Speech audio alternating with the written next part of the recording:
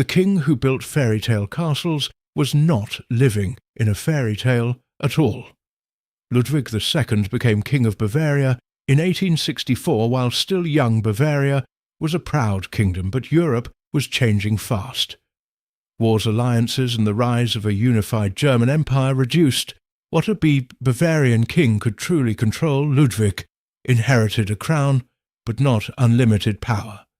He turned towards beauty, music, and architecture. He admired the composer Richard Wagner and supported his work. He imagined royal spaces filled with medieval romance myth and theatrical grandeur. Out of this vision came palaces and castles, including Neuschwanstein-Linderhof and Herrenchiemsee. Today these places can seem inevitable, as if they were always meant to become symbols of Bavaria. But during Ludwig's life they were controversial. They cost enormous sums. Much of the funding involved Ludwig's personal debts rather than direct state spending. But the financial strain alarmed ministers and creditors. At the same time, Ludwig increasingly withdrew from ordinary government business. He preferred night journeys, private performances, and imagined worlds to the routines of constitutional monarchy. By 1886, the crisis reached a turning point. Bavarian ministers moved to remove him from power.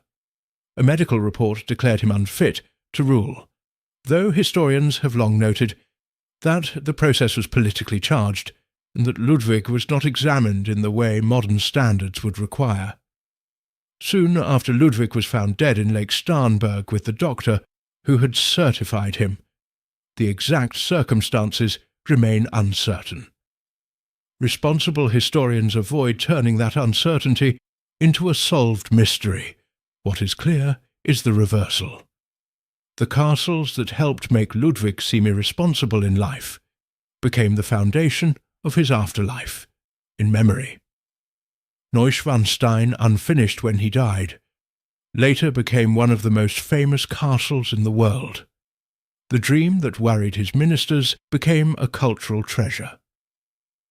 But the lesson is not simply that Ludwig was a misunderstood genius, or simply that he was an eccentric king. The truth is more human and more historical. He was a monarch caught between old royal imagination and modern political limits. Frederick William turned obsession into military order. Rudolph turned curiosity into an imperial court of wonders. Ludwig turned retreat into architecture. Together they show that power is never only laws and battles. Sometimes history changes shape. Around a ruler's private dream,